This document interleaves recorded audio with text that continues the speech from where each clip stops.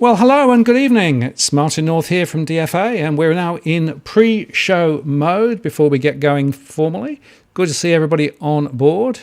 I'll just put the pre-show banner up so that everybody can see that that's where we are. It's great to have everybody here. I have Robbie Barwick from the Citizens Party on standby. I'll bring him in just a moment or two.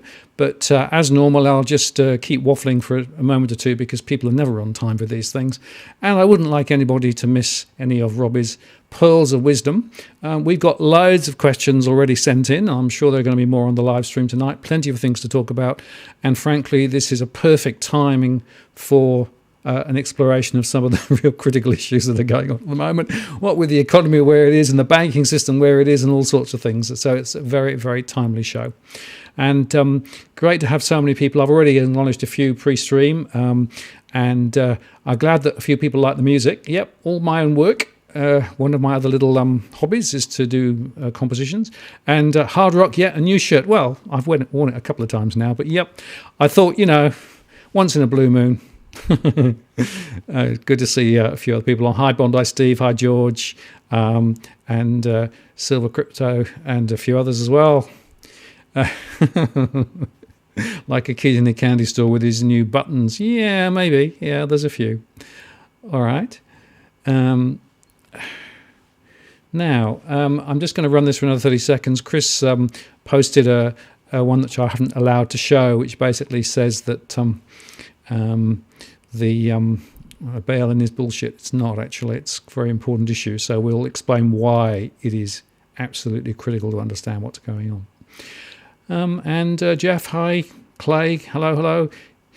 Aussie Guy, hello. Nicholas, nice tunes. Thanks, Rob. Anthony, it's great to see everybody here.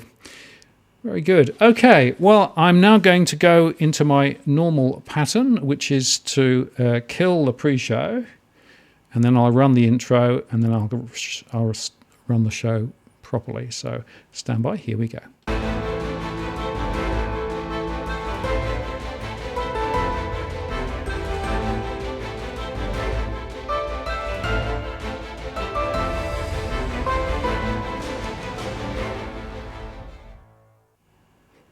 G'day and welcome to another DFA live stream on the 23rd of June 2020. I'm Martin North from Digital Finance Analytics. Great to have you on board.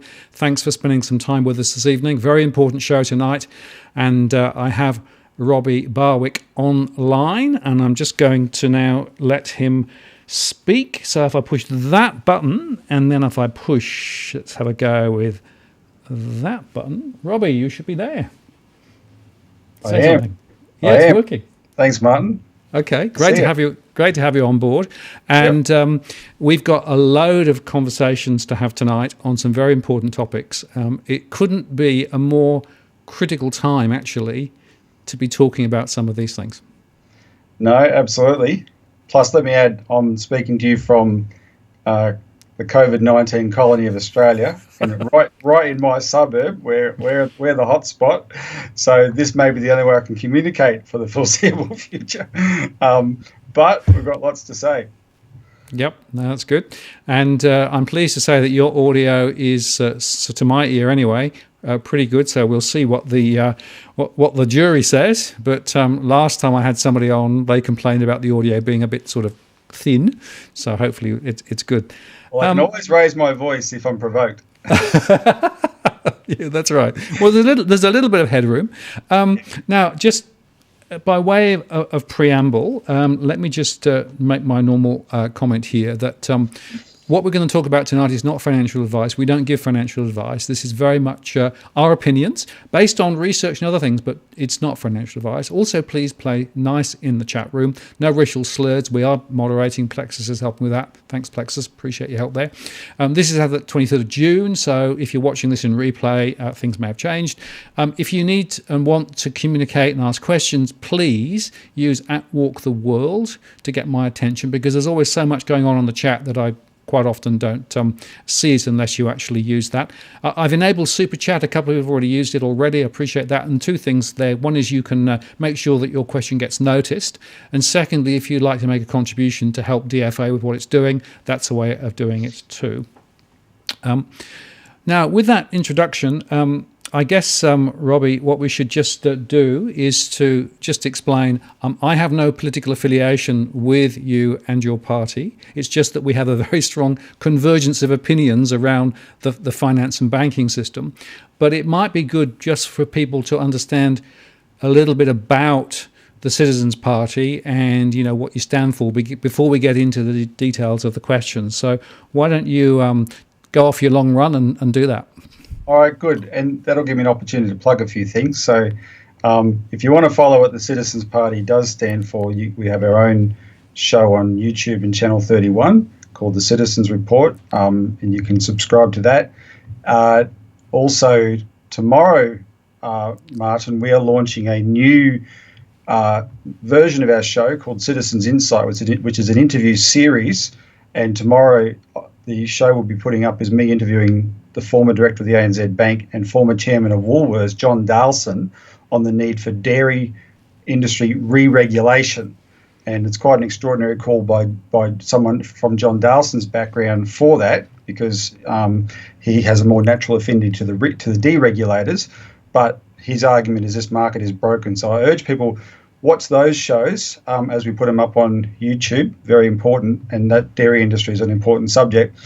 I mean, the Citizens Party is a 30-year plus political party in Australia, federally registered, and we're fighting for economic sovereignty in a nutshell, which is why we want an economy that works properly, but one that's democratically controlled. Hence our advocacy of a national bank, not the globalized central banking system controlling us as it happens at the moment.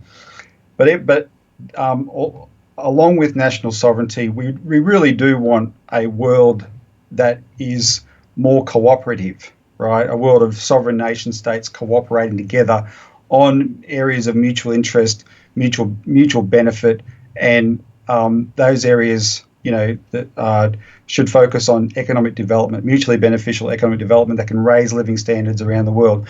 We don't have that kind of world at the moment, and consequently, we're always in the danger of hurtling into new wars, which are completely destructive. So, if we could concentrate on our economic development here, collaborate with other countries on economic development, we think Australia would be a better place and the world would be a better place. So that's in a nutshell what we stand for. But we do. I'm talking to you from my office here. I'll give the viewers who've come to this show an insight. This is what's behind the door that people have seen. That's a room where we have people manning the phones all day, talking to people right around Australia, activating them, informing them, mobilising them to get engaged with the political process on the campaigns we run. We've got quite a large operation here in Melbourne. We're the most successful political party most people have never heard of, but that says more about the media than it does about us. Where Martin and I, ironically, where we first overlapped, Martin and the Citizens Electoral Council, now Citizens Party first overlapped, is on what we're going to talk about in a big way tonight, which is this question of bail-in. And that was, Martin, remember, 2.5 years ago when Martin first started covering this bail-in issue as well, which we were campaigning on. So it's issues like that, the cash ban, a national bank. We're not just trying to recruit support because we want power for power's sake. We actually want to change the country, but we're trying to recruit support because the change is only going to come about by public engagement. And what I find, and I know I'm a bit of a broken record on this, is it's the demoralisation factor in the public that I think is the biggest problem in politics. You can blame the politicians, and they're all jerks, and the media's jerks, etc. Well, that's true, but somewhere along the line, people gave up and said, "Oh, you'll never change anything anyway." And that is the ultimate self-fulfilling prophecy. If you believe you'll never change anything, you won't do anything, and by definition, you never will. Whereas we've shown in the last few years, as more and more people have got involved in this process, it can be damn effective. And I believe that we're in a period now where there's so much upheaval economically in the context of the pandemic, but it was going to happen anyway. there's a sea change in political consensus happening, and that's an opportunity to get through some fundamental changes, and we're determined to seize that opportunity. Great, Robbie. Well, I appreciate that, and it's good to get a bit of perspective there. And I think it's very important people understand that the financial system and what's happening in the financial system is a very critical plank in the success or failure of an economy, right? And so, some people basically say, why are you throwing bricks at the banks? Well, we're not really. What we're saying is there's a better way for a better outcome for Australians if we can get our financial system to dance a different tune from the one that's been dancing for the last 30, 50, 60, 80 years, right? And in the current environment, specifically with regard to the post-COVID economic situations, what's happening to the banking system and the risks that spill over to ordinary citizens as a result of that are something that, one, people don't fully understand. Two, there are things that can be done, as you say. If we do nothing, then things will just get worse and worse. But if we do actually start making a fuss, then there's a chance we can actually direct things towards a better outcome. And three, the risks are building to the point where essentially the fuse is quite short to be able to actually deal with the issues that we know are there before effectively the whole system blows up. Now, I think you would probably agree with me, Robbie, that we are probably closer to a financial system implosion than we've probably ever been. Absolutely. So 10 years ago, or time flies, it's over 10 years ago now, after post-2008, anybody paying attention knew that once they kicked in with the bailouts and then quantitative easing, that all the governments and central banks had achieved was kicking the can down the road. And the can has to stop somewhere. And the question in the last decade has always been, when's that going to stop, right? We didn't appreciate probably just how much money they were prepared to print through quantitative easing and those kind of measures. But then that runs into its own problems because they weren't actually fundamentally addressing the real problems in the economy, which is why the financial system was bankrupt, because we've got an unproductive economy.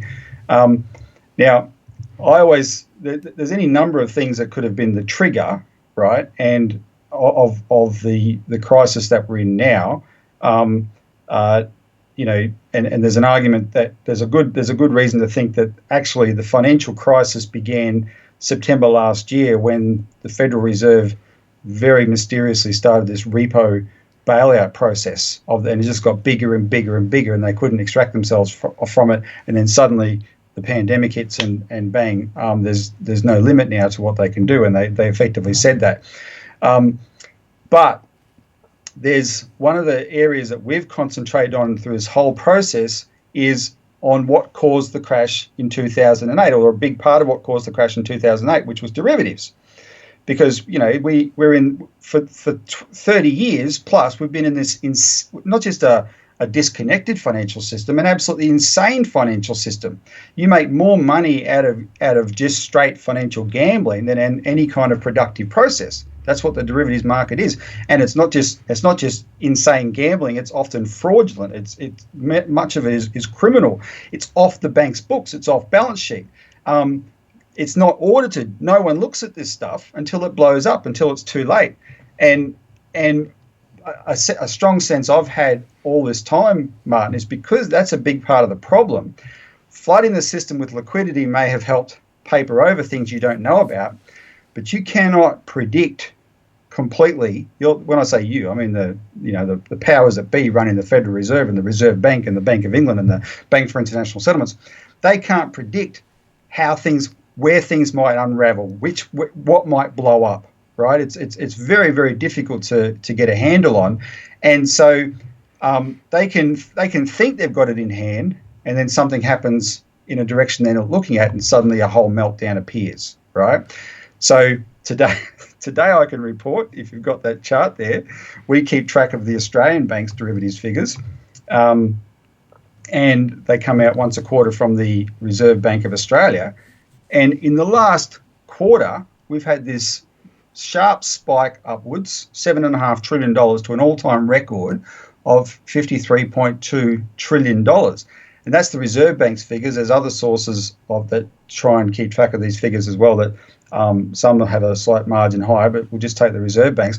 Look at that growth and look where the global financial crisis was in that growth, right? We've had, almost 4 times, or 40 trillion. There was about $14 trillion in 2008, Australian bank derivatives. Now it's $40 trillion more than that in 10 years. And when you see this, look at a chart like that and think of yourself as a doctor measuring a patient's temperature. That's not a boom, right? That's something that's worth panicking about there. That big unknown carries with it great danger, and that could all come crashing down very quickly in unpredictable ways. Yeah, and it's just worth saying, of course, that's the gross exposures of the derivatives in Australia. Of course, there is a netting figure, right, but nobody quite knows what that netting figure is. And conveniently, the reporting is now not being done by the individual banks, so it's hard to get individual exposures, right? And the Bank for International Settlements, who used to publish gross exposure data on derivatives, stopped. They now only talk about the daily movements in derivatives, right? So they're trying to effectively walk away from this massive, I don't know what the total number is a quadrillion, who knows, right? Yeah. It's a huge number. And the point there, of course, is the exposure is the problem, because if rates move in a particular direction, then effectively the exposures can get very large. And those exposures are many, many times the capital of the banks. And in Australia, our major banks hold most of those derivatives, the same banks that hold your deposits, right? The same banks that actually make your loans, right? So there is a very clear and present danger from the derivatives sector, right? And by the way, it's the derivatives sector which the Fed has been propping up through its quantitative easing processes to try and keep the system afloat, right? Because if you look back at the repo, you mentioned repos earlier on, right? So there was a massive spike in the interest rates. If they hadn't intervened at that point, there would have been a degradation of the banking system. So they keep propping it up, but they don't actually deal with perhaps the critical issue. Now, Robbie, one of the things I just wanted to pick up, and this is just somebody earlier on, I'll just put this comment up because I think it's very relevant. This is from Turbine Graphics. He said, thousands signed the petition and it did nothing. Now, we're talking there about the cash ban, right? I think you would probably beg to differ with that position with regards to what we achieved with our petitions, right? 3,500 to Treasury, 2,500 to the Senate inquiry. Yeah, and the Change.org petition got well over 20,000 signatures, and that's probably what that comment refers to. The submissions, though, to the Treasury and the Senate inquiry were in the multiples of thousands, 3,600 and I think 2,600 effectively. And those are people actually writing letters and writing prepared submissions, and that was very effective. So I've expressed a slight difference of opinion with some of the other players on the leaders of the cash ban campaign, such as John Adams. We have declared a qualified victory, and in fact, there's more information coming out every day that backs up the reason for a qualified victory. So, for instance, I can inform the show that the Black Economy Division of the Treasury, which is the division that cooked up the Black Economy Task Force, which cooked up the cash ban policy, that division has been disbanded. Now, the policy hasn't officially gone away, and I'll credit John Adams with that information. He found that out, but I'm sure he won't mind me sharing it. There's another division of the Treasury related to tax that's now got carriage of the policy. However, the main point is they in Treasury are waiting for a government decision. So it's become a political process, and that's what we affected, the political process. And we have made it a red-hot issue for the government. They know if they touch that, they're going to get burned. It doesn't mean out of desperation they might not push that, but there was a lot of feedback after the inquiry reported, which we certainly influenced, and every step of that inquiry we influenced. We influenced it not just with the submissions, but then those submissions and the phone calls people made, they had a big impact on the two senators who did a really good job in the hearings, Labor Senator Alex Gallagher and Senator Rex Patrick, and then another Labor Senator, Kimberly Kitching, when she replaced Alex Gallagher when he got sick.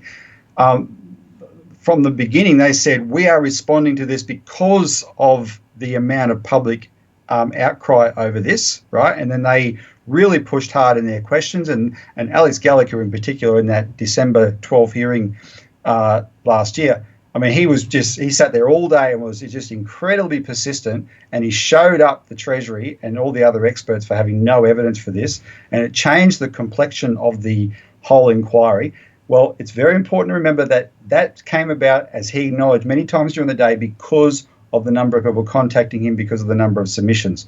So that was noticed. You know, don't think we failed there. We didn't fail. And when they produced the report, although they officially signed off on it, they had this caveat of 8 things I think it was 8 that they demanded to be done.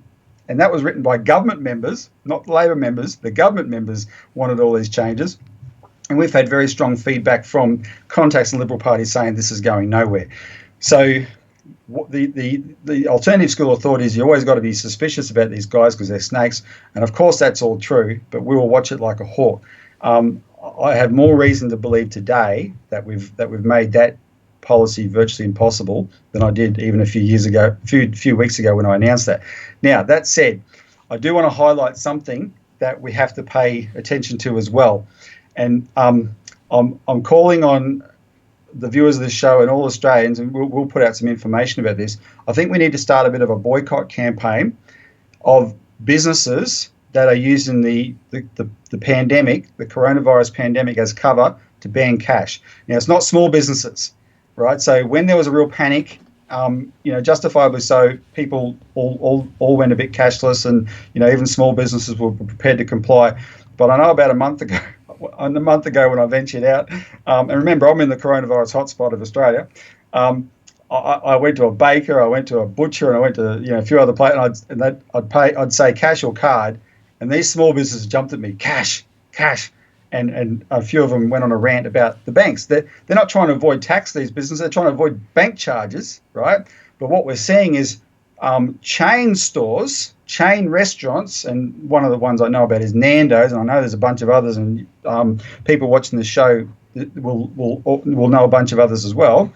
I don't know if they've got some incentive from the banks, but they are going cashless. And it's using the pandemic as an excuse, but it's no excuse, because we know the World Health Organization does not recommend banning cash. And the World Health Organization's position is that it would create a false sense of security, because if you ban cash, but think, oh, well, I'm not using cash, I'm using my card, then I'm safe. No, you can be just as unsafe using your card. The World Health Organization's position is you've got to wash your hands on everything. So there's no point singling out cash. The Royal Australian Mint repeated the World Health Organization's warning, and that's ironic because that's effectively the government saying that, our government saying there's no reason to ban cash. And most recently, we wrote this, but there was a freedom. We wrote this up in an article which is on our website. There's a Freedom of Information document or release of that's come to light that we reported on, which was correspondence between the Reserve Bank, the CSIRO, and the University of Ballarat, going back to 2004 in the SARS outbreak, discussing this question of cash being a vector for the transmission of viruses.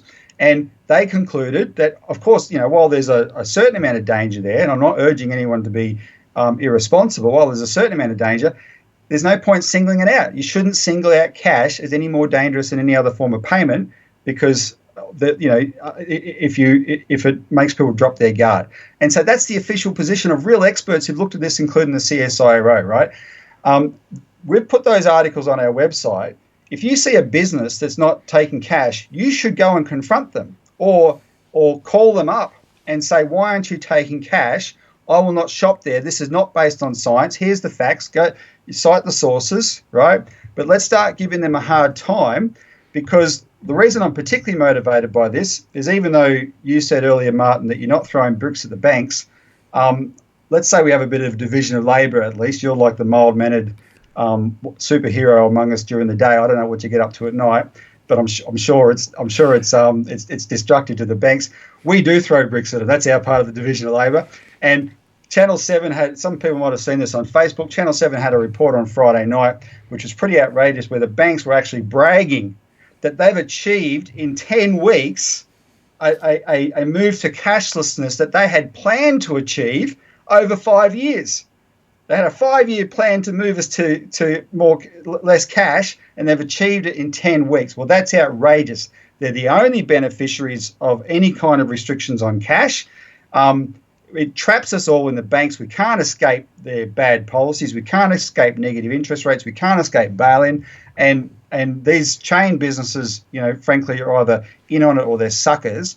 And this is one of those things where I'm not saying let's go pick at them, and I don't think a boycott per se will work, but we should spread the news, share these articles around. But you should, I think, be proactive. You see a business that's not taking cash, confront them politely, right, and say, look, here's the official information why you shouldn't not take cash, right? And if it's business like Nando's or whatever, call them up. If they start getting enough calls, they will have second thoughts. The problem is the MBAs, the people with MBAs who manage these companies, they're probably stupid enough to think, oh yeah, everyone wants to give up cash anyway. It's Brave New World. Well, let's push Robbie, back. I want to put this up. This is hilarious. I've just come in, right, from Richard. I got a free lunch from Nando's when I refused to use the card and only pay cash. Told the manager it was illegal, so he rang it through at naught. Well done, Richard. There you go. You've heard it here. Go to Nando's, refuse to do other than pay by cash, and you might get a free meal. Hey, good on you, Richard. And I know Richard. Good on you, mate. We're calling it. I consulted a legal expert on this. If you go to a restaurant like Nando's, and if you get away with Richard's method, definitely do that. Right, that's the number one approach. But otherwise, if you go to pay and they say they don't take cash and you want to pay cash, you're perfectly within your rights to leave to put the money down and leave. So this is what Chris says. So if a shop doesn't accept cash, leave the items you intend to buy on the counter and walk out. Okay, you can do it that way as well. That's certainly a very good protest too, right? If you've got an alternative to that. But a restaurant's a little bit similar, because if you've go ahead and eat and then pay afterwards. But you can leave the cash there and walk out, and we're calling it the Keep the Change campaign. You do risk not getting any change, so carry small denomination notes on you, right? But tell them keep the change and leave. They can't do anything. You've paid you've tendered payment for their bill, right? And it's perfectly legal. I think we can actually put the brakes on this, because it's not. I wouldn't be so fired up if it was just Nando's, but when the banks are bragging, right, they've achieved in 10 weeks what they'd planned in 5 years, and they should have been planning it in 5 years anyway, over 5 years anyway. Well, that fires me up. Right, and of course the point is the banks want to get rid of cash because it's expensive to manage, and it would be much cheaper to trap us in the digital system rather than actually to be able to use cash. So that's their agenda, but our agenda is to allow civil liberties to continue, and to continue to use cash if you want to use cash. And it's not just an intergenerational thing either, by the way. Even some young people, according to my surveys, are still comfortable and want to use cash. So, it's important that we don't just let this thing go through the back door, because, of course... Exactly. Go on. Well, and this question of control by the banks is key, because we speaking for the Citizens Party, we fully subscribe to the civil liberties issues, etc. as well. But we had this other concern that here we are trying to reform the banking system, right? And the banking system is in a really bad way. And as it gets worse, people will naturally vote with their feet and withdraw and find alternatives if they can. And this is designed to stop that, right? So that they can go with their agenda to keep themselves propped up at our expense, which is these policies like negative interest rates and bail-ins. But that is premised on trapping people in the banks, and that's why we just cannot tolerate it. We can't, cash is legal tender. The rest is, nowhere near as reliable. So don't give up your rights on it. Yeah, Robbie, absolutely. Now here we should pick up Joseph's conversation here. Can Robbie talk about the bank bail-in using cash deposits? Of course he can. All right, here we go. So I hope plenty of most of the viewers watched your show on Interest of the People with John Adams yesterday on this. So why this has suddenly come up as an issue is not just because of the general bank danger, although that's absolutely real, but we've been working really hard, not really behind the scenes, but some of this work ends up getting done behind the scenes. We haven't given up the fight to actually stop this question of a bail-in from happening. So I'll go through the details of bail-in in a minute, but just to say we have an inquiry now. And as I talk, the whole purpose of what I'm about to explain to you is so you go to the effort of make another submission yet again, right? Never give up, never surrender. You'll be the best qualified submission makers in the world. At one stage, you probably already are, but it's worth doing. And I'm pretty excited about this particular inquiry. We've got media interest already, which I know 2.5 years ago when we fought this bill, there was very little of that, right? So now we've got some media interest. It intersects the cash ban. People know the connection, and parliamentarians were already reeling from what they copped from the public over the cash ban. I think we can put them in the same frame of mind on this. Plus, the committee looking at this is the same committee that looked at the cash ban, which is a different makeup, except for one senator. The rest of the committee is different than the committee when this committee looked at bail-in 2.5 years ago, right? Now, that committee did a cover-up. This committee, already softened up by the cash ban, I think we're capable of getting them to see a bit of reason on this, and that'll start with them getting flooded with submissions, right? So here's the issue.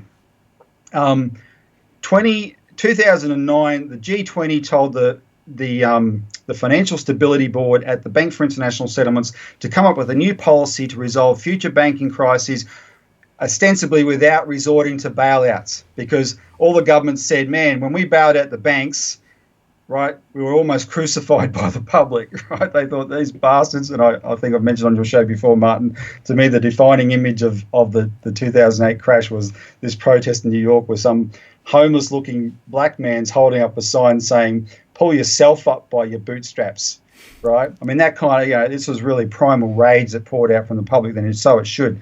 And then banks got this massive bailout, and 12 million Americans then the same banks forced 12 million Americans out of their homes onto the streets, often on homes that the banks didn't even have the title to at the time.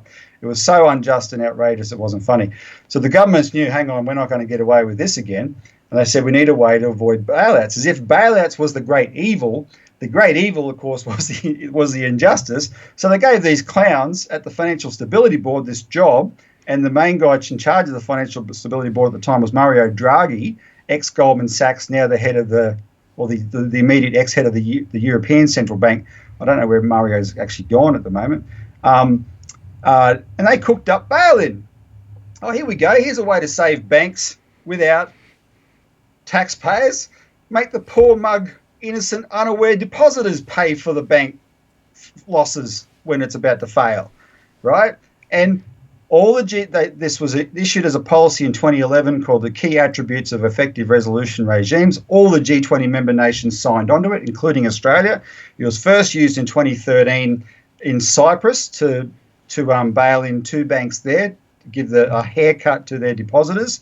That got a lot of attention around the world. I remember the reaction to it was huge, like, whoa, how is this possible that suddenly depositors can lose their money in this way without a bank failing and just going completely bankrupt, where you get a piece of what's left. The bank stays alive, but you're forced to lose your money, and it was. And the term that we all got introduced to was unsecured creditors.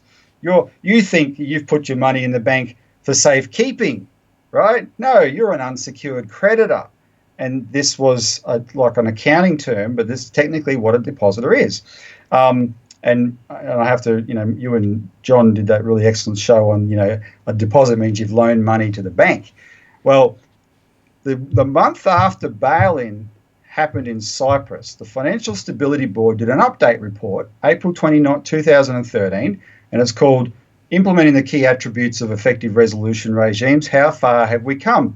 And in that, we're reading through it because we were researching everything on bail-in at the time. And in that was this very revealing paragraph that said, bail-in legislation is in train in Australia. So we started blowing the whistle on that everywhere, and we spent the next number of years looking for every bit of evidence of that. We found quite a bit of evidence of it, but we started, making a big deal about it. I think the IMF was acknowledging that last year when it said in a report that the Australian government has taken a cautious public stance on bail-in. Basically mean they're trying to do this under the radar because they know it's politically toxic. Yeah, because we made it toxic just by informing the public that this was an issue, right? But in 2017, there's a lot of pressure mounting because of the G20 nations. The ones in North America and Europe had pushed ahead with legislating bail-in, but the ones in the Asia Pacific were really lagging except for New Zealand. New Zealand had bail-in for deposits and a really explicit system they've got over there, quite scary. And by the way, their banks are our banks. So the bank customers of our banks in New Zealand can lose their deposits. That's explicit, but they claim ours can't here. So, but our other close countries as well, the United States, the United Kingdom, Europe, Canada, all have bail-in systems that take deposits. So they introduced this bill here in 2017. It was in August. It was very similar to the cash ban last year. It was released on late August, Friday afternoon, when no one was paying attention except Doug Mitchell in our office. Happened to be, he saw some alert on the computer about about some legislation. He just recognised the title, Crisis Resolution, Financial System Amendment, Crisis Resolution and Other Powers Bill, and Doug recognised from the title, hang on, he sent it to me, is this related to bail-in? And we looked at it and, hell yeah. And we got an inquiry going. We identified there was this, it's mainly about the bail-in of what they call bail-inable bonds, right? Or instruments that have bail-in in their terms and conditions. That's what the bill is mainly about, giving APRA the power to order those things be bailed in. Well, those things do have them in their terms and conditions, so they're perfect candidates to be bailed in. That's fine. The only problem with those particular instruments is in Australia they're sold to mum and dad investors, which they shouldn't be, because in other jurisdictions like the UK they're not allowed to be because they're not aware of the risk. So there's probably hundreds of thousands of pensioners around Australia or retirees holding these things and aren't aware that these could be bailed in like that. But that's what that legislation was mainly for, except it had this extra wording in there saying that these provisions for conversion and write-off can apply to those instruments or any other instrument. And that wording is like, as big enough to drive a truck through as a loophole. So we made an issue about that. And what happened was they did an inquiry. The government submissions to the inquiry from the Treasury, the RBA, APRA, ASIC, they all said the same thing. No, this does not mean deposits will be bailed in. Absolutely not. And their letters, in fact, you can see them on that inquiry website now, the submissions these institutions made. The submissions are really well worded. There is no room for doubt in their submission. The problem is those submissions are not legislation. It's meaningless unless the legislation itself has this really broad, vague wording. That's where the law is, not in these letters of reassurance, right? And they expected us to buy that, and we didn't buy it, and we fought it. But this is the bill that on Valentine's Day, I'm sitting in the Senate gallery with Dr. Wilson Sy, the former principal researcher of APRA. He came to Canberra with me, and we're trying to talk to politicians about this. We're sitting in the gallery, and there's 8 people present, and like that, Michaela Cash keeps jumping up to first reading, second reading, third reading, and this thing is passed into law like that. And I get up to leave, and Wilson said, "What's happened?" I said, "It's passed." And it's the first time he'd seen it. He goes, "How could that pass so quickly?" And what we were waiting for was we had teed up One Nation the night before to move an amendment to exclude deposits from that clause. And a lot of people might be familiar with the story, but One Nation had told the government they intended to do that, and the government had said, okay, we'll have a look at it and get back to you. And while they knew the One Nation senators were waiting in their offices, they rammed it through while they weren't in the chamber. And they expect us to trust them that they'll never bail in deposits, right? And then later on, you and John actually proved how the loophole could work by the banks being able to change their terms and conditions. So what we have is a bill that we drafted and Malcolm Roberts from One Nation introduced in February, called the Banking Amendment Deposits Bill 2020. And all that bill will do is what One Nation tried to do in February 2018. It inserts an exclusion for deposits into this bill. That's all it does. It excludes deposits from any other instrument. It defines what deposits are, and that's really broad, so that there's no deposit that it misses out, right? So they can't use that. And the only other thing it does is it forbids APRA from taking the path of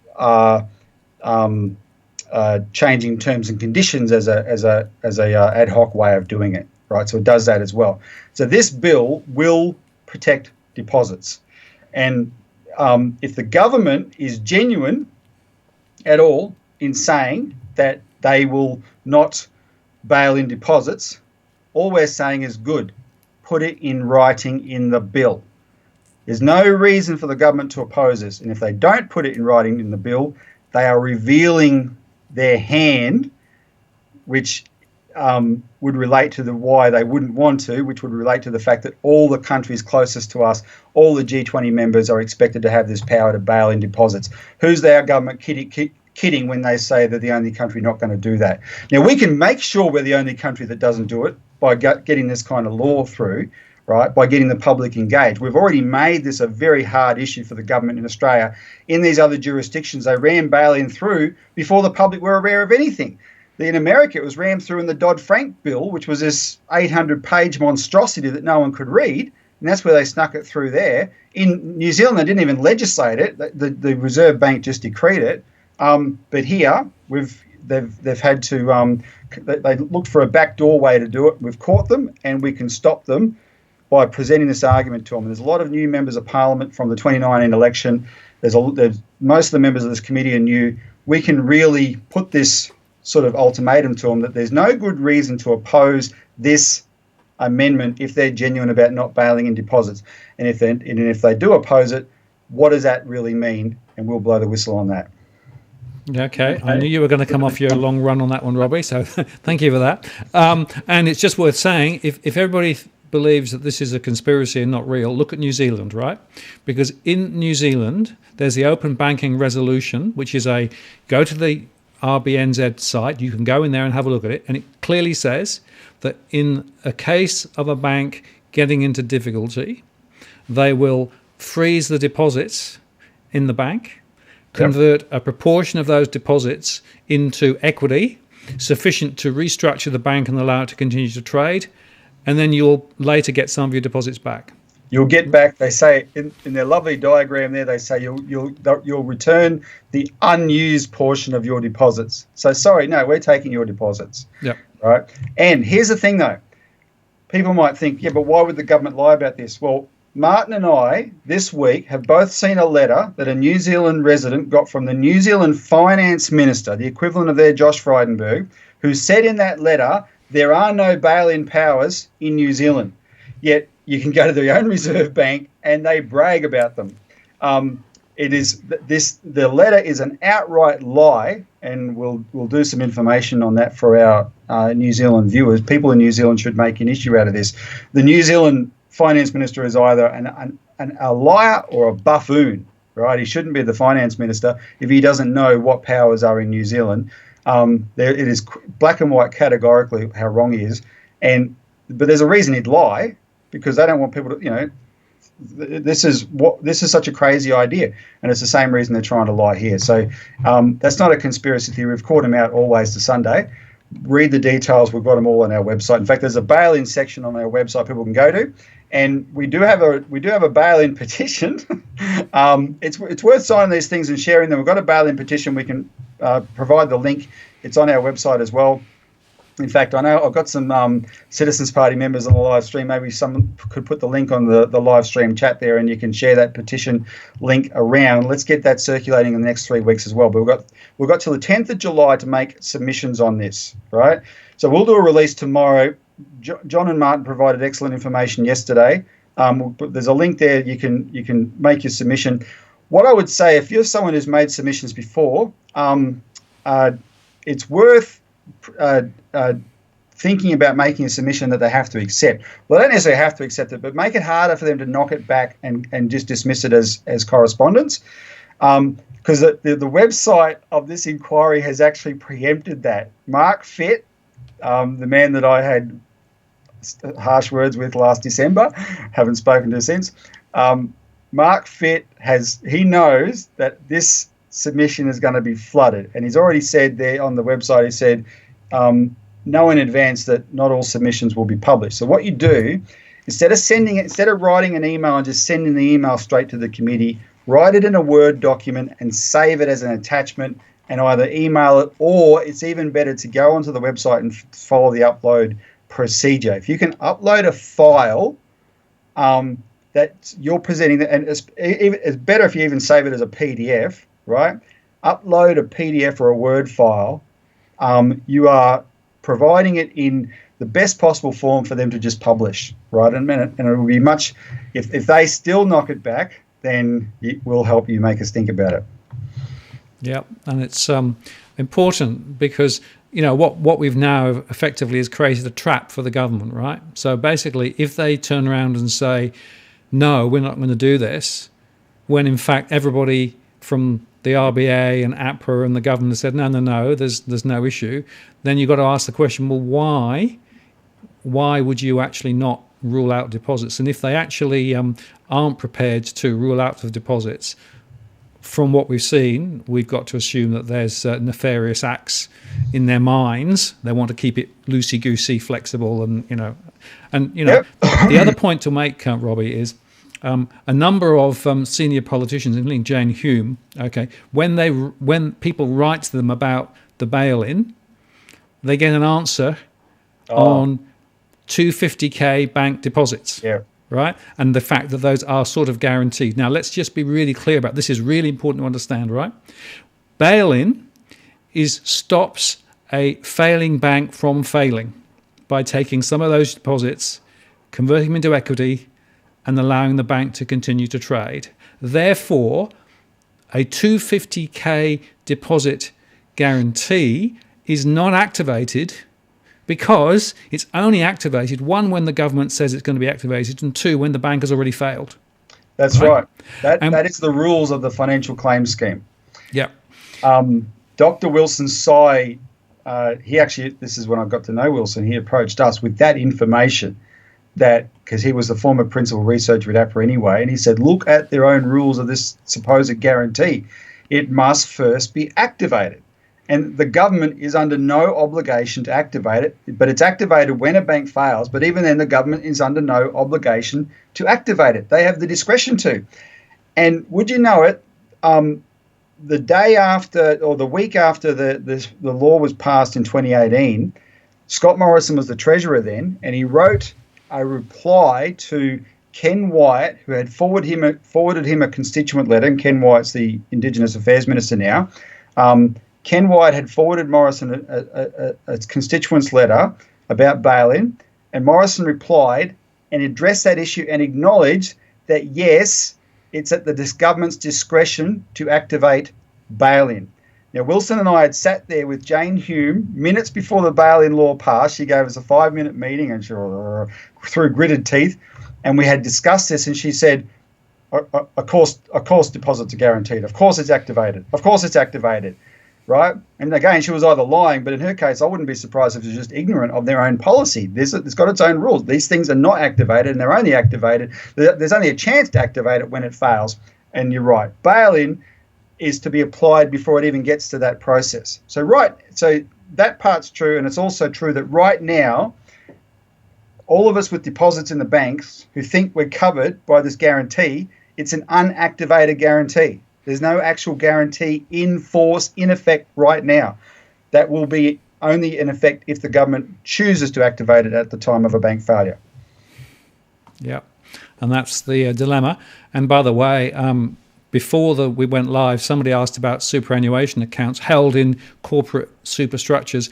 They are not actually even guaranteed under the 250k guarantee because it's a corporate thing rather than actually a personal deposit. So that's another reason to be a little bit cautious of this. Yeah, for sure. A lot of people, the cash component of super, which of course has been big in the context of financial, concerns. That's all at risk. Yep. All right. Well, let's move the conversation on. Now, by the way, I should tell you, Robbie, you're not seeing the conversations. There's been a lot of people asking about China. We will get to China, but not yet, right? Because I know that once we get on that, we'll never get off it. We're on the slow boat. We're on the slow boat to China. But there was a very interesting from Dino saying, next subject, national bank. Now, I think we have to talk about national bank because this is probably strategically as important as many of the other things that we've been touching on this evening. And again, kudos to you guys. You've been very much leading the charge here. And just to add a couple of points to that, Robbie, somebody else asked earlier on, what would stop another creating a national bank? Yeah, but then actually getting privatized again like CBA, right? Wouldn't we just go around the traps again? So anyway, let's just sort of take it from the top, okay? The reason for a national bank is because the commercial banks aren't supporting Australia appropriately. They're not actually lending for productive purposes. They just prefer to do mortgage lending because it's more effective and cheaper for them, but actually doesn't help Australia, right? So there's a huge gap, and you've got a suggestion, a program of activity that potentially allows us to move into a more productive banking model. Yeah, and think about it in these terms. From 1911 to 1996, we had the Commonwealth Bank. So how old is Australia? 120 years old, right? Well, the great majority of that time, we had a national bank. From 1959 to 1996, we had the Commonwealth Development Bank. Interspersed among that, we had state banks, we had state development banks, and except for some scandals in the 80s that in Adelaide and Victoria, etc., that were in the context of all the craziness of the 80s, all the deregulation, etc., except for those scandals, those banks performed really, really well. They weren't got rid of because they were like the Commonwealth Bank wasn't privatised because it was a failure. It was privatised because it was a success, because bankers hijacked the two major political parties. They never wanted to compete with the public option, and they made sure they got rid of it. And I once, in the Commonwealth Bank, when its final sale it was sold in three parts. When it was completed in 1996, the total sale price was, I think, $7.8 billion. And over the next 20, so that was the total sale price of the Commonwealth Bank in 1996. Over the next 20 years, that bank's profit added up to $100 billion, right? Now, that was always an effective bank before it was privatised, but that profit stayed in the community. That helped the community, right? Suddenly it could be extracted and put it in, and we're told put in our super. So yeah, we've had a period of 20 plus years where the private banks have had their way with the economy, and it has been a disaster. Now, some of my dear correspondents on Twitter and on this show are trying to convince me, Martin, it's because we didn't adopt a free market capitalism that was pure out, right? Well, that's their argument, and Harold and the others know who I'm talking about. Call out to Harold. But that's theoretical, right? The fact remains is we want something that works, and there was nothing that didn't work about what we had before. So we have a situation where the COVID-19 pandemic has come along, and it could have been anything. A war would have achieved the same thing. A really serious global financial crisis would have achieved the same thing. If there was a situation where our economy's reliance on overseas, especially for imports, was tested, like it has been with the COVID-19, then it really brings into stark relief what we've done to ourselves, especially this collapse of manufacturing, right? And interestingly enough, everyone knows we've become this much more resources, raw material exports based economy. Paul Kelly, the doyen of the press gallery, in his book on the reforms of the 1980s called the End of Certainty, actually has a very revealing section in there about this gang of free marketeers that took over the Liberal Party in the 80s, and they started off holding these secret meetings in 1982, secret from the Prime Minister Malcolm Fraser, because he knew they wouldn't tolerate him. So this was literally a plot Paul Kelly's describing, and they're starting this free market movement. And the initial funders were all what? Resource companies, right? Because they all just wanted a total unregulated free market where all they had to do was ship stuff overseas, unprocessed raw materials overseas. Well, we're now paying for the consequences of all that, and we're way too dependent on overseas. Yes, we are way too dependent on China and a bunch of other countries, but especially China. Way too dependent on it. It's terrible. If the Citizens Party, all you people who call me a commie and China lover, if the Citizens Party had been in power for the last 30 years, we would not be dependent on China. We would be doing great business with China, but we would not be dependent on China. We're the only political party that would have made sure we weren't, right? I just won't tolerate, I'm preempting later, I won't tolerate the same parties that made us dependent on China turning around and telling me that now I've got to be worried about them as the enemy, rather than the political parties and the bankers and all those people who took advantage of the situation. China didn't stuff our economy, they did. China didn't rape America, Wall Street did, right? And we've had this horrible rhetoric in the last few years, which is unconscionable if you're honest and paying attention to what actually went on. So we wouldn't have let this happen, and we've got to change it. And you don't change it through a trade war. You change it by getting your unleashing the potential of your economy. If I don't know, it wouldn't take much of a percentage of all the money that's poured into the property market over the last 20 years that's given us this horrible bubble. Just imagine if, say, a third of that had gone into backing manufacturing industries and building significant infrastructure that could keep the Murray-Darling Basin from running out of water, so that the irrigators didn't have to give up their water rights and could still keep growing agriculture to feed us and the world. Just imagine if there's all these innovations and inventions that creative people in Australia have produced that no one here would back, and so overseas interests, often overseas development banks of foreign governments, have come to Australia and poached our innovators and inventors and taken them overseas because no one here was willing to back them. The banks didn't care. The government didn't care. Just imagine if we, say, a third of the money that had gone into the property bubble had gone into that, right? We would look so much different now. It wasn't funny. We have a member. He's in a retirement home now, a very old guy, Joe Carmody. He was a member of our party because he believed in what we stand for. And this guy, in the face of huge pressure, kept his protective mask manufacturing business going in Shepparton. He could have outsourced it like everybody else did, but he kept it going. He refused to.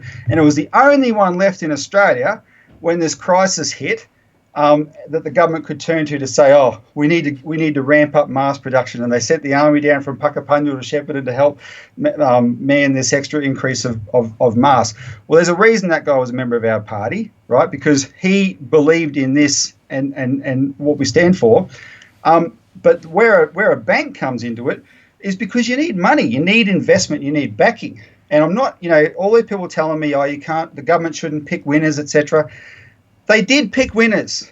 They picked the same people saying you shouldn't pick winners, picked the resources sector. That was their winner. Picked the property bubble. That was their winner. The rest of Australia be damned. Well, screw that. My attitude is you shouldn't be picking losers, right? That's what the government shouldn't be doing, is picking losers. Yeah, they'll make mistakes, but the kind of mistakes the government's going to make is nothing compared to what we've tolerated from Wall Street and the private banks, right? Some things they back may not work, but there's so many more things that we can transform the country in a really positive way. So let's take, our idea is, if you bring back the bank, bring back a public bank, you can, say, capitalise it with $50 or $100 billion by issuing bonds to Australian super funds. These super funds, Bob Hawke, I can show you that you can find on YouTube the 1990 election campaign ad where Bob Hawke promised that Australian super would be invested in the development of Australia and we wouldn't have to borrow from overseas. That was his election promise. And the opposite's true. Australian super is now invested all around the world. Canadian super or pension money comes in here. It's all a big, merry-go-round that all the managers get their cut from. This is all garbage. Let's get the super funds would jump at guaranteed investments in a government bank. That can be the basis of normal banking. This is the power of banking, right? Use the normal capacity of banking, say at a conservative lending ratio of 10 to 1, and suddenly the government's not the borrower, it's the lender. And the lender has the power, right? And you can lend to state, federal agencies, state governments and local governments for infrastructure. And a lot of important infrastructure, real infrastructure, hard infrastructure, that always gets put off and it's too hard and whatever, and there's all sorts of reasons not to do it. We'll just do it, right? You'll create lots of jobs. I'm most excited about the potential for industry. So there's I don't know if there's a gentleman I talked to a lot lately, a Czechoslovakian immigrant to Australia, Paul Jindra. Call out to Paul if you're watching. Paul's calling me up every few days with these other tips, because I met Paul at a cash ban protest in March outside a Liberal Party meeting here in Melbourne that Michael Sukkar was presenting, and a few of us turned up. And that's when I had the Chopper Read poster I was holding. And Paul's chatting to me, and he's talking about how terrible Australia is industrial-wise, because that's his area. He's a high technology engineer. And he said, you'll never change it. You need a crisis. And then when the coronavirus hit, he texted me and said, here's the crisis. And he's telling me all these examples of businesses that we've lost. And he said, look, and that's right, he called me when the government announced $130 billion that they were going to borrow for JobKeeper to pay everyone to sit home idle, right?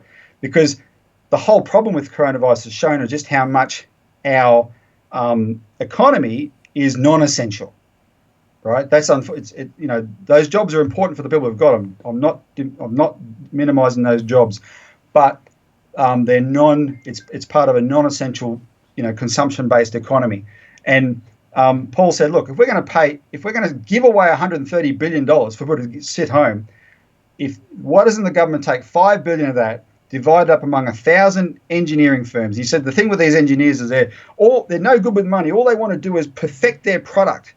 Right, but the money gets in the way and they can never get backing, etc.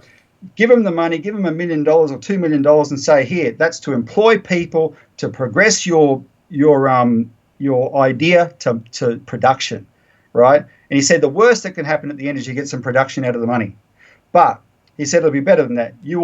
Some will fail, a lot will succeed, 10 will become bigger than BHP, right? And then he told me the story about how in 1970, there was an electronics company here in Melbourne called Fairchild Australia, which was just on the cusp of getting into microprocessor production. That's where they were manufacturing transistors, and that's where the technology was heading. But they had some financial problems. They couldn't get backing from the banks, and they couldn't get backing they approached the government, and the government just didn't get what they were trying to do. And this was a case of not having vision.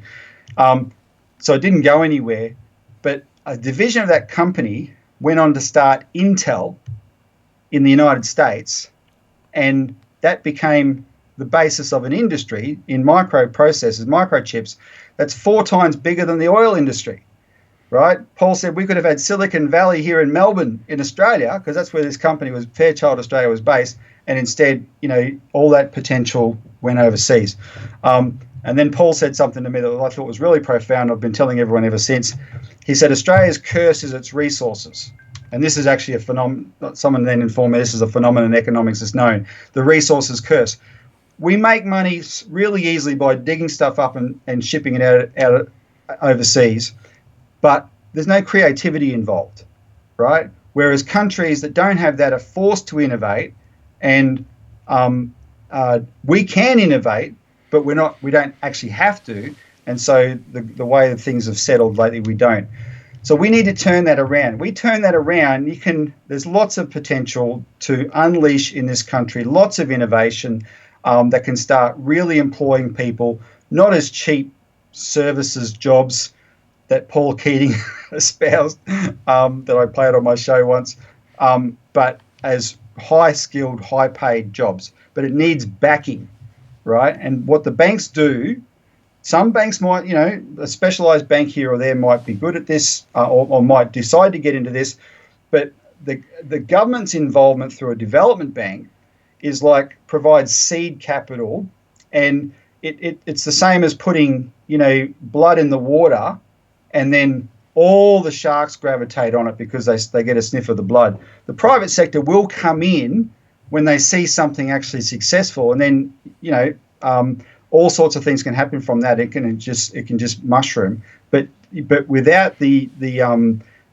public investment role, right, there's often very unlikely it can happen, right? And so that's what it is. It's not about the government saying top down, we decide we will do this, we will decide to do that.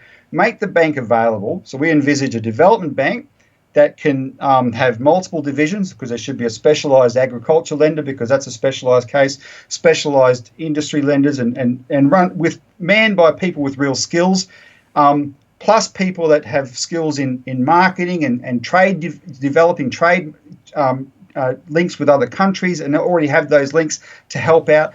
So the innovator can approach that institution and say, I need some backing, right? And they don't just get financial backing. They can say, look, we've got this advice for you. You can connect you to this guy, etc. And suddenly, our potential can start being realised. So we're drafting we had intended to turn under emergency conditions, the Clean Energy Finance Corporation into that.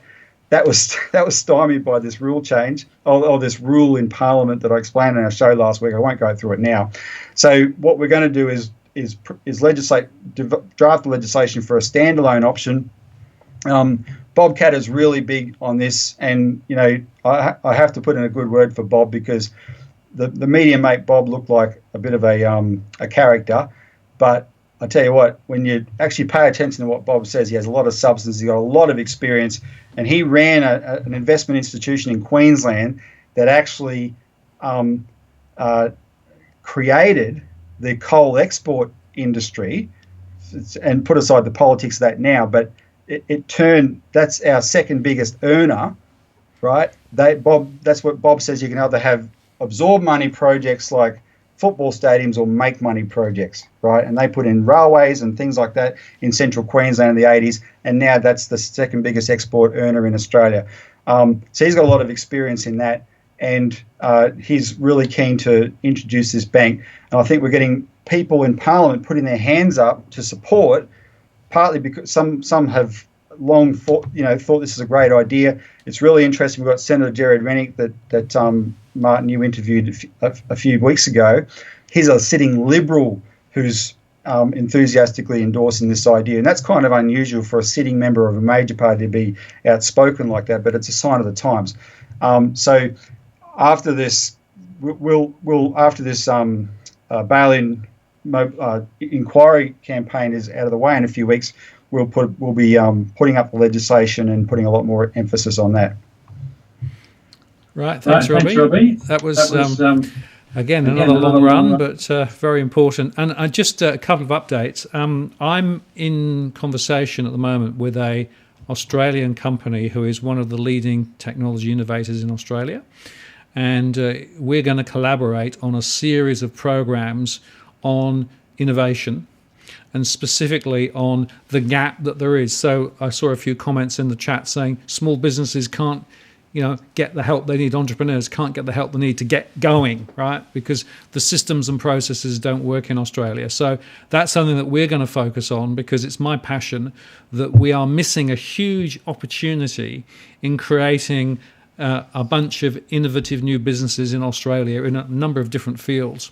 And if we could put some of those structures in place, that will be quite helpful. So watch out for those shows. It'll be a little while down the track before they come out, but there'll be a series of them. And the idea is that we're going to get other people who are entrepreneurs at the moment to tell their story. And I've actually recorded one already. So there's a company in Western Australia who have installed LED street lamps powered by solar, right? but the story that they had to get that up and running and the lack of support they got is, it was made you cry. You just realize how hard it is to move businesses forward, businesses with great ideas, but just the barriers of the processes and systems. So I think that'll be an important thing to explore too. But absolutely, and look what we're seeing now with the government. They sounded good for a few weeks there in the middle of the pandemic, but now it's just back to the trying to pump up the property market again, right? They're not, the $72 billion in fast-tracked infrastructure they announced, read the fine print, it was nowhere near that, and maximum 60,000 jobs. Well, that's tiny. We've got to think much bigger than that, right? And Australia has a lot of potential. Let's take the ideological brakes off it and get behind it, and that's what you can do with a development bank. Yeah, no, that's good. Now, there was one other topic before I get on China, so we'll come to China in a moment. But people have been asking about alternative economic strategies and MMT and those sorts of things. I am currently reading The Deficit Myth, which is Stephanie Kelton's new book. Shout out to one of the followers who actually sent it to me and said, you must read this. So I am reading it. It is a very good read. Now, MMT is very much in vogue at the moment. In fact, even Alan Kohler the other day wrote an article to say that, it's worth thinking about for these reasons, right? Because if you are a country with a currency and you can print your own money and create your own money, then essentially you've got the opportunity to do stuff with it. Have you thought about that, Robbie, and have you got an opinion on MMT? Yeah, I have, and it's not a very favourable one. But when I first heard about MMT, the first thing I reacted to was the word modern. I'm thinking, well, this ain't that new, really. This is my copy of the 1937 Banking Royal Commission report in Australia, which was dealing with not unrelated issues because of the depression then. Now, this is quite a good reference. We use that quite a bit. They devote a whole chapter in there at the time to what was called social credit, not the Chinese social credit. It was otherwise known as Douglas credit, which was a British idea. And frankly, not that dissimilar. And then there was earlier stuff in the 20s. Look, yes, technically the government can't run out of money if it produces its own currency. That's true, and I do accept a government is not the same as a government budget is not the same as a household budget. That's also true, but only because the government has the capacity to marshal the economy's resources. Where I differ is I do not see anything being proposed as an improvement on the national bank concept, which at least you can point to the history of Australia, the history of when it was applied in the United States, and it has worked. It's certainly not an improvement on that concept, and so we are very much propose policies that have already worked. We're not trying to reinvent the wheel here or propose something new. Plus, my understanding of it, and some advocates might contradict me, but others I think they'd end up contradicting each other. My understanding of it is it's more just this idea of the government can spend whatever money it likes. Well, there's a difference between spending and investment, right? And we've got lots of spending in the economy. We need actual investment. You've got to direct it where it goes. You've got to have if you just leave the economy up to the consumption ideas, the aggregate consumption of all the public, well, too much money will end up at the racetrack and the casino and the whorehouse, and that's their business. But that's what some people do with their money, and it counts as GDP as well. We actually need investment, and the national bank model for investment, which doesn't have to dabble into that area of just having some kind of a mechanism where you can put as much money in. It's like you've got this meter on the side here, the inflation meter. Just keep putting money in until the inflation meter goes up, and then you start taxing it out, right? I'm not persuaded by that at all, right? I'm not a Keynesian. Keynes actually advocated, giving people money to dig holes and fill them in again. That's not real a wise thing to do with money. If you invest properly in your economy, invest in the things you don't make up stuff you don't need, invest in the things you need, but with an optimistic view to the future and a growing economy, so visionary projects that are actually going to be beneficial, right? There is enough money in the system to, take care of the needs of the economy. That's my general view of it. Yeah, thanks. Well, I will be doing some further shows on MMT as I work my way through the book, and I've got a few other people teed up to talk about it because I think it's a very live debate at the moment. But it's huge. It's huge. I worry a little bit that they're saving capitalism from itself in a sense. Not that I'm an anti-capitalist, but that it's just that it's interesting when all the bankers and treasury people start jumping on this idea. Right, I'm thinking, oh yeah, where's this going? Well, and the point is, I always say it depends on where you put the money, right? So what do you do with the money, right? If you basically creating money to support the banking system and prop up the banks and stop the derivatives markets from imploding and those sorts of things, which up until very recently the Fed was doing, that's one thing. If you're actually doing it for productive investment purposes that actually creates more value for the future, that's a different story. And the question is, where does that money go, right? And it's interesting. There was an interesting article that I saw today. In fact, it was in Bloomberg, and it was the Bank of England, the new guy at the Bank of England, who actually said, "We can't go on printing forever. We've actually got to stop at some point." Really? That's a 21st century statement if I've ever heard one. And interestingly, the Fed has actually reduced their balance sheet for the first time last week, right? For I think it was the fourth drop this year, right? Very small drop. So interesting times. Okay. Well, just on that quickly, I forgot to mention the United States Congress actually now has three different bills or proposals for a form of national infrastructure bank there. So this has become an overwhelming problem in the United States, and finally people are getting their act together a bit. And if this is something Trump actually campaigned on, if Trump reached across the aisle and worked with the Democrats who want this, they could go down that path of actually they'd have a boom if they had just upgraded America's existing infrastructure because it's so bad, right? And then that could make a big difference, and people would see the value of that for doing it here as well.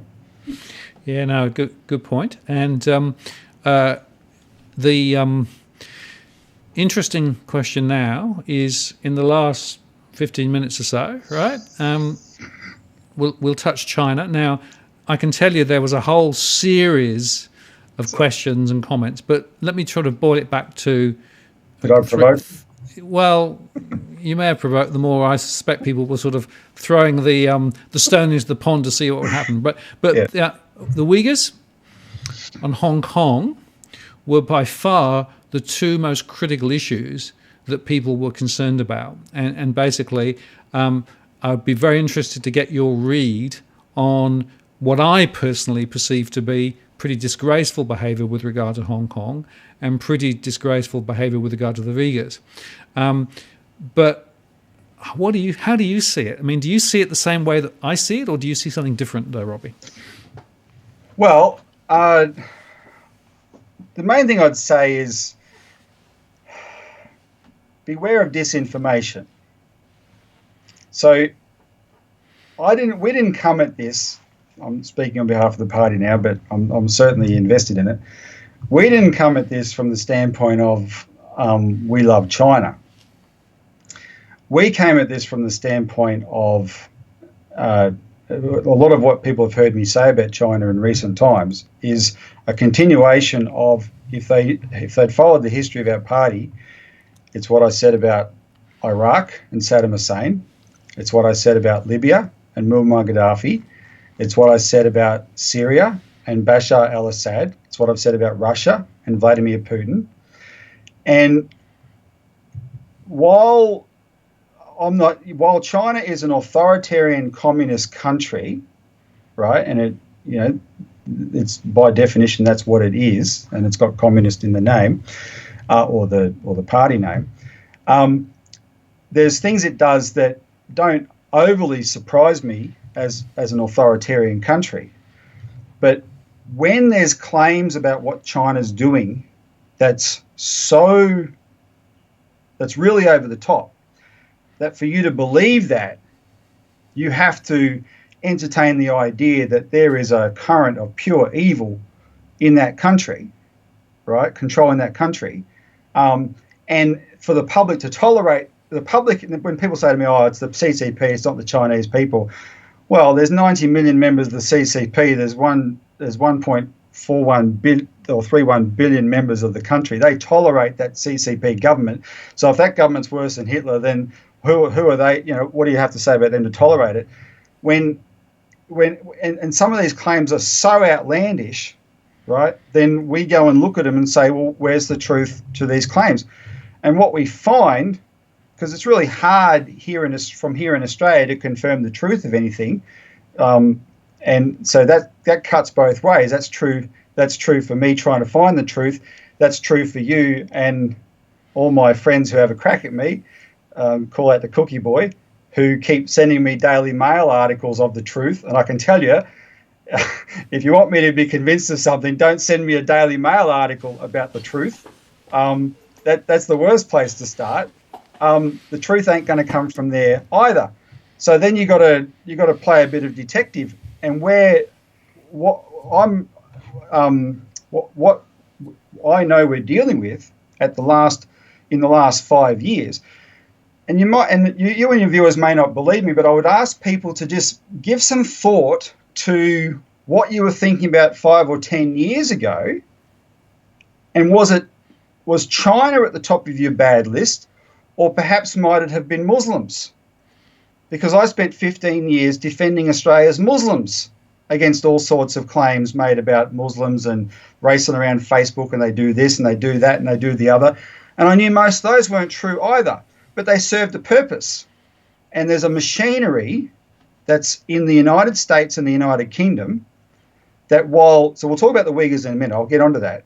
But while we are now concerned about perhaps what they claim is 1 million Muslims locked up in Xinjiang in China, the source of those claims are the people who've killed 2 million Muslims in the Middle East. The exact people. And one of those has just been written a book about Donald Trump.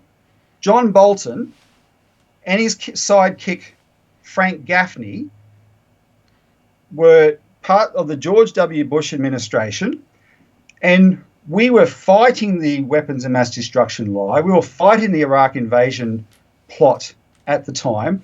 We were identifying this gang, because he was George W. Bush, the biggest idiot to ever be president. He was controlled by a clique led by Dick Cheney, and these are the neoconservatives, right? And the neoconservative ethos is we rule the world. There will not be any rival. A unipolar or a sole US superpower will always be the power that rules the world, and we will not tolerate anything else. And any country that dares to rival us, either militarily or economically, we will preemptively attack and destroy. That's the neoconservative ethos. Well, I don't buy into that. I mean, if the world's run that way, this kind of global empire, then I think we're all toast. It's bound to end badly, and it doesn't have to be that way.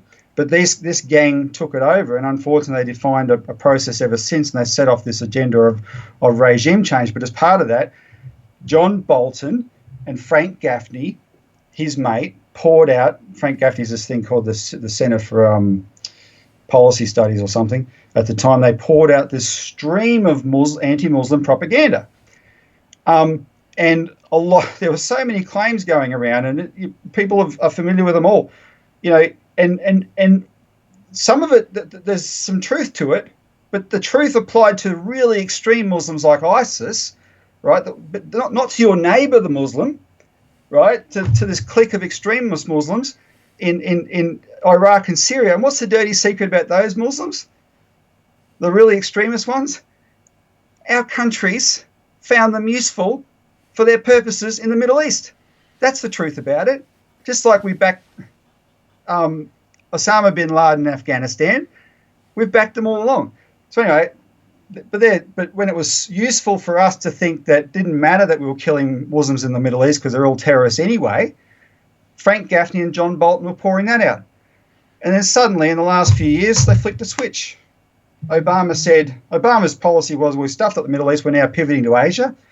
Don't just take my word for it. There's a big backlash in Australia now against this stuff. It's gone way too far, right? And more people are starting to be the voice of reason here about, hey, what are we actually doing by, accusing China of all this stuff? Once Obama said, well, China, while we've been fighting these wars, China has got itself richer and more powerful, not militarily that much more powerful, to be honest, right? I mean, no one comes close to America's military spending, but certainly they got more powerful economically. Suddenly, everything China does is a threat. Literally everything gets painted as a threat. And last year, this same Frank Gaffney, John Bolton's mate, started this thing called the Committee for the Present Danger China. And it involves Steve Bannon, it involves Kyle Bass, it involves Robert Spalding, all names that the China bashers on the feed will remember, right? They're all there with John Bolton's best buddy, Frank Gaffney. Now, go and read what John Bolton wrote in the Wall Street Journal the other day, this chapter of his book about Trump. Because this guy was Trump's national security advisor, and now he's telling us that Trump's the worst president of all time. And why? What are the things that he attacks Trump for? Because Trump actually wants to make peace with North Korea. Trump actually wants to do a deal with China.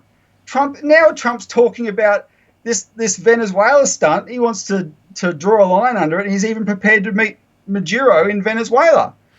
Right? In other words, as much as Trump's a wacko in lots of respects, he genuinely wants to end America's commitment to permanent war. He just hasn't been able to, thanks to people like John. And I know why Trump employs him, right? But now Bolton's attacking Trump for actually, just doing basic stuff to say, hey, can't we get along here, right? As outrageous as Trump's rhetoric about China has been, a lot of his rhetoric, like he did with little what do you call it, little bomber boy or whatever with Kim Jong-un, it's to an effect to try and get Trump thinks he's a great negotiator and all that. So I don't read too much into his rhetoric, but when push comes to shove, he wants to resolve these tensions, right? And he employed people who don't. And Pompeo is another one of these guys who don't. They would like to keep these wars going because they've got a whole war economy that depends on being on the cusp of war all the time. And so they're the ones that I'm fighting with. And they come up with all these claims. So just to specifically the claims of the Uyghurs. Okay, so what happened was 2018 there was a UN human rights report, one chapter of which, written by one member of one panel who happened to be an American, claimed there's 1 million Uyghurs locked up in China, in Xinjiang. It was the first time there was this claim of 1 million Uyghurs. I happened to be in Parliament at the time that week this news broke. And everyone's flipping out about these 1 million Uyghurs in China. It occurred to me, because I thought, well, this definitely smacks of an exaggeration. It occurred to me that if some of those poor Uyghurs, with all the hand-wringing that was going on in our Parliament by members of the two major parties about these Uyghurs, if some of those poor Uyghurs happened to get on a boat to escape to Australia, what would we do to them when we caught them? We would lock them up in a camp, because that's our policy. No one's allowed to come here by boat. So that's the other place I come from here.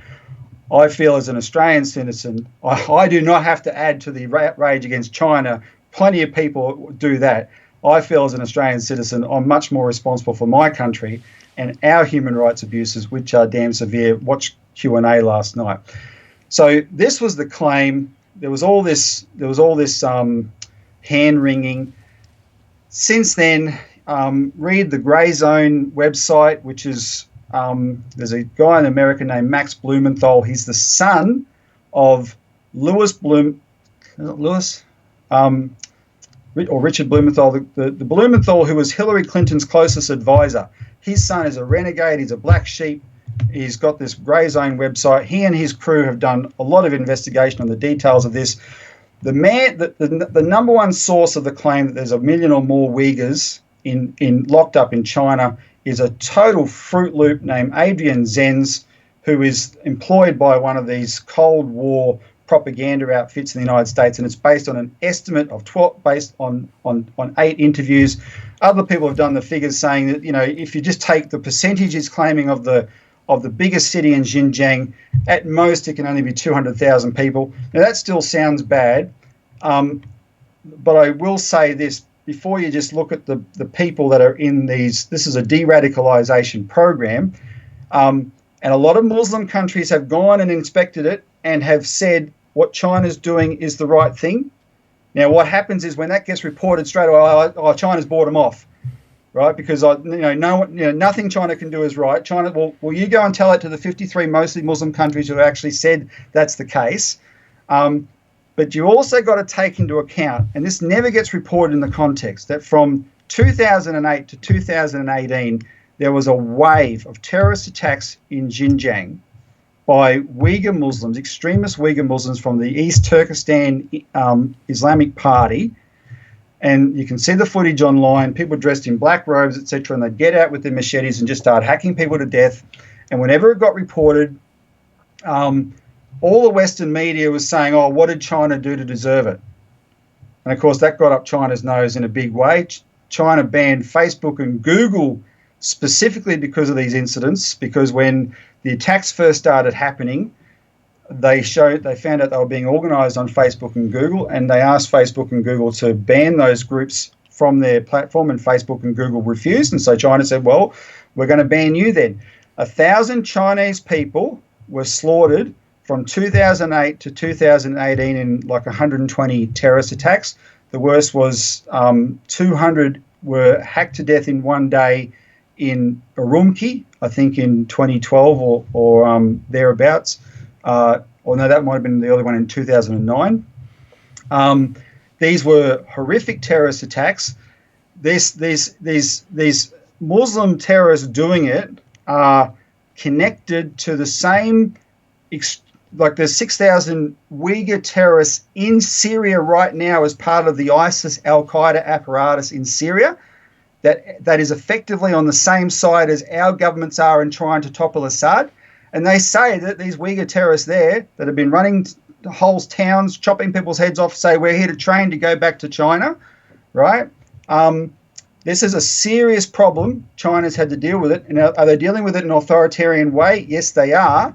But they are certainly trying to, it's a de-radicalization program. A lot of countries have these de-radicalization programs.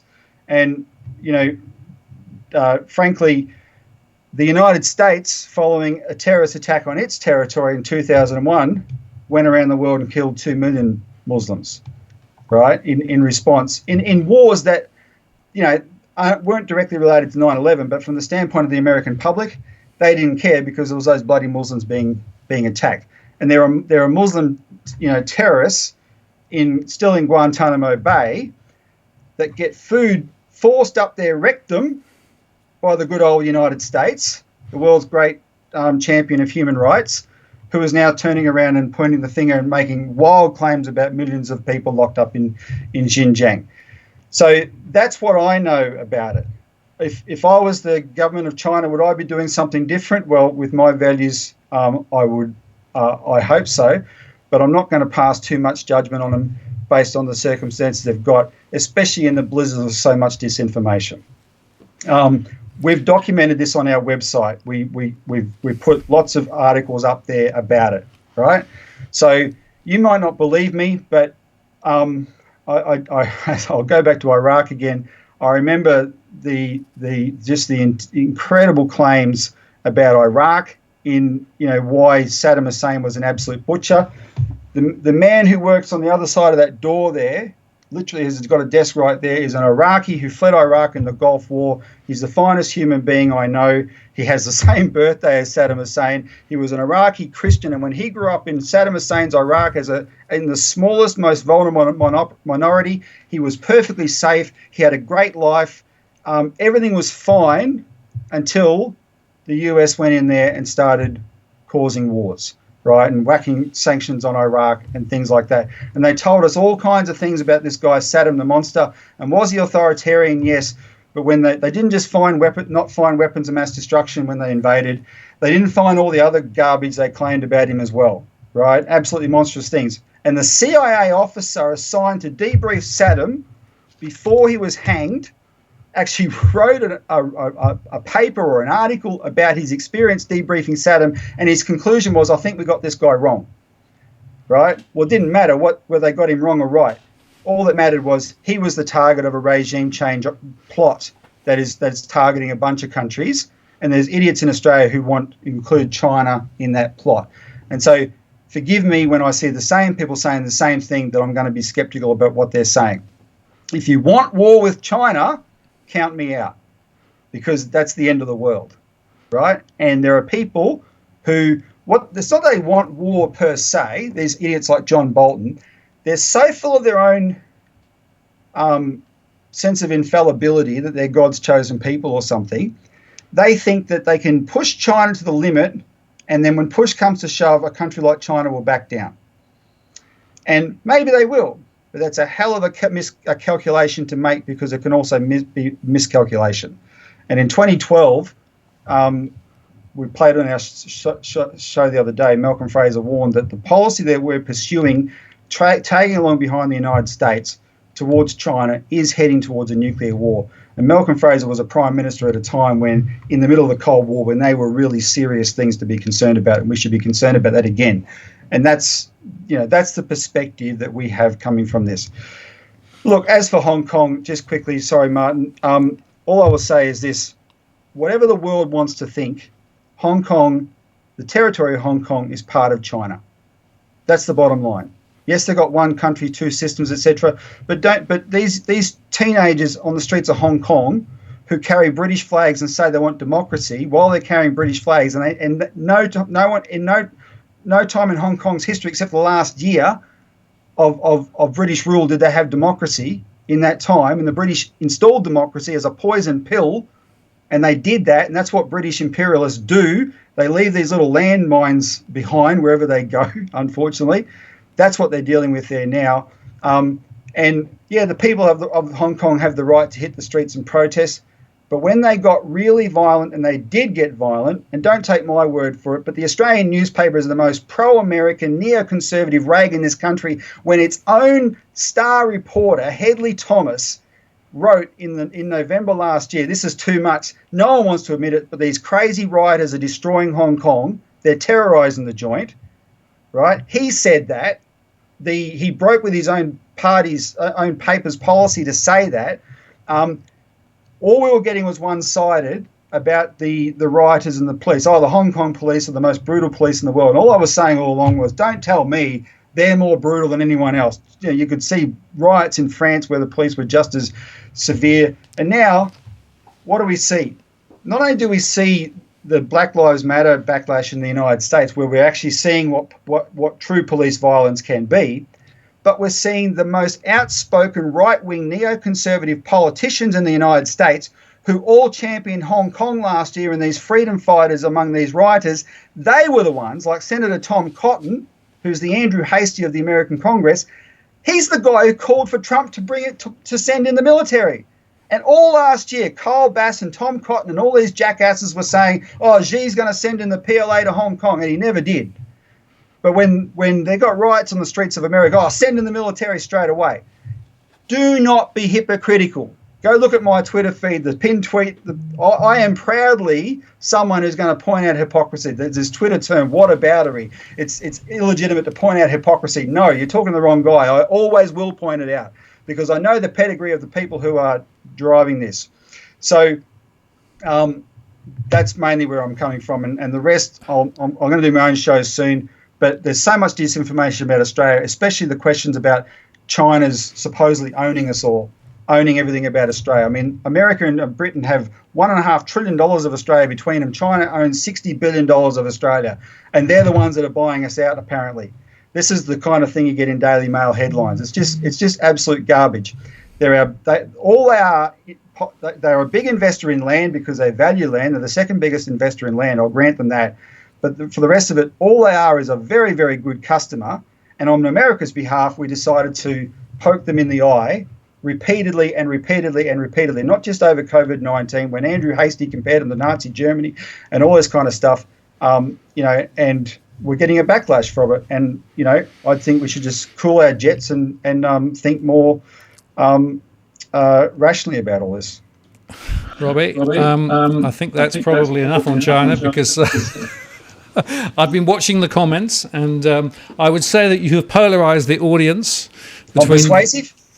between those who actually think that you're onto something and those who think that you have completely flipped. So, as you would have expected, I guess. Yep. No, I was happy to do it. I don't want to overdo it, but I was, sorry about that. But anyway.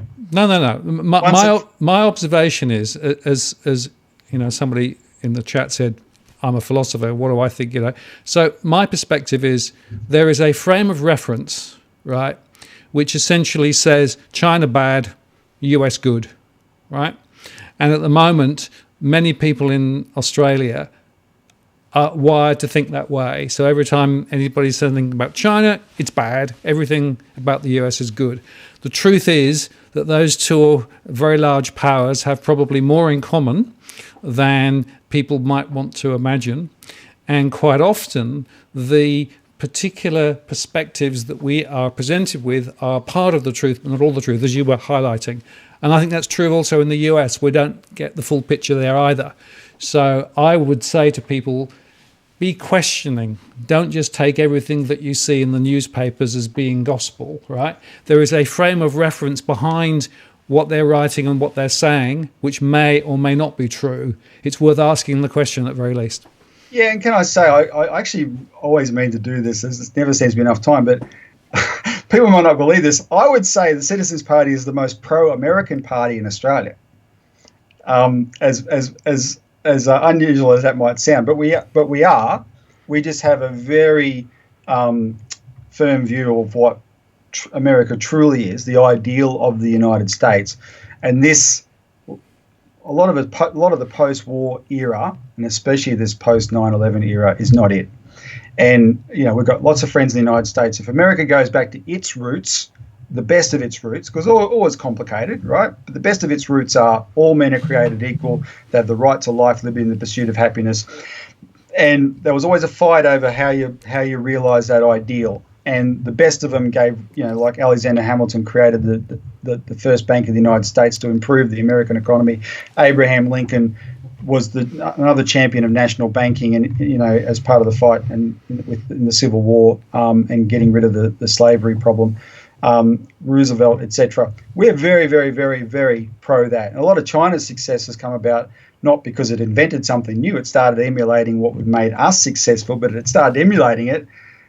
Countries like Australia and America at the time when we stopped doing those things. So it went on to use state banks to invest in infrastructure and actually be really successful. And we didn't. We did the opposite. So credit where it's due. But yeah, don't take anything I'm saying as being anti-American, but I'm very anti-neoconservative and liberal interventionist, and this idea that, well, as Andrew Hastie's friend in Oxford, Dr. Brendan Sims, who's the founder of this organisation Hastie is fronting in Australia at the moment, this British organisation called the Henry Jackson Society. Brendan Sims boasted in 2011 after they killed Gaddafi in Libya, he said, see, democracy can be dropped from 10,000 feet. We can bomb countries into being democracies. Well, look at Libya now. It's a total disaster, right? Total disaster. And these people, they never have any repercussions for that. That's what we're anti. And just because there's things about communist China you don't like, they haven't gone around killing 2 million people in the world in the last 20 years. Our side did. Yeah. No, I think that's very pertinent. And, like I say, sometimes the context is not well understood, so that we get a particular shard of information and we keep getting fed that same perspective. And I keep saying to people, ask question. Yeah. Don't just swallow it whole, right? And don't go by the media, please. Who's telling you? Why are they telling you? What's really behind what they're saying? And frankly, I think that one of the things I'd say generally in Australia is, and part of what DFA is trying to do is to just help people take that extra question, So ask the question behind the question behind the question, because quite often what you'll discover is that there is a whole frame which has shaped the way that things have been presented, which is only partially right or might actually not be right at all. And unfortunately, we sometimes swallow the superficial, and our mainstream media is a part of the problem. There is a good backlash now, though. There's lots of people that are starting to speak up in the last few weeks. Pay attention to them. A lot of them are old-timers, right? And they're not pro-China. They're just saying, hey, where's this going? And we have to be a bit cautious. Yeah, no, I agree. Well, we've run over time massively. I have to tell you that I have so many questions in the chat that I've just given up. But we did cover the main things. So we covered derivatives, we covered the bail-in, we covered the cash ban, we covered the national bank, and we covered China. We covered China. Yeah, you want Martin forewarned me about these main things. Look, why don't we do this? I'll tomorrow or the next few days, I will go through some of the questions as well on the live feed and try and reply to people that ask specific questions and provide links and things like that. So I'll help you do that. And hopefully I got across the main points though. And if you got anything really burning to ask me, you can just email me, Robbie at citizensparty.org.au. Send me an email and I'll reply on that. And if I get too many, I'll outsource some of the replies. Look on our website. We've got lots of material. I mean, no one ever accuses the Citizens Party of trying to keep people in the dark. We really encourage people to subscribe to our weekly magazine. Get on our website. There's lots of material there. And let me just do a quick plug again for our show tomorrow on YouTube. We'll put up this show first in the episode in our Citizens Insight series. Watch what John Darlson has to say about the importance of dairy re-regulation. He's a free marketer saying this. It's incredibly important. We're going to lose this industry if we don't pull our finger out. And he's blowing the whistle on what the retailers are up to. And he chaired one of them, Woolworths. So it's very significant. So have a look at that as well. And, send me an email if you want more information. Great, Robbie. Well, thank you for that. And thank you for your time tonight. It's been a riot, literally. So I appreciate your time. Just in terms of what we are going to do next week, if I may just plug the next show, which will be a rather different show. It'll be with Damien Klassen from Nucleus Wealth.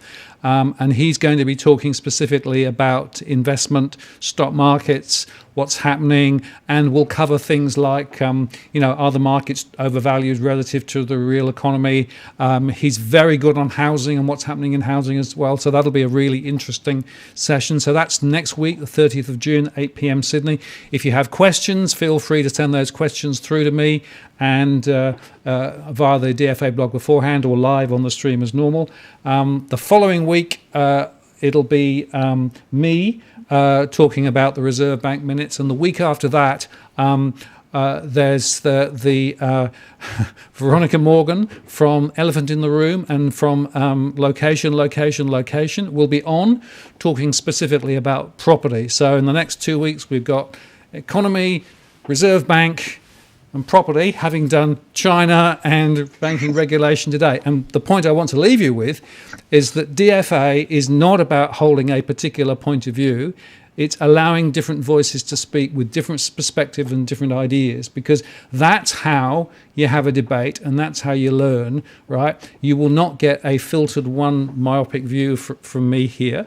But I want to, Robbie, I want to thank you very much for your time today and for actually being as outspoken and bold as you have been. And I knew you would.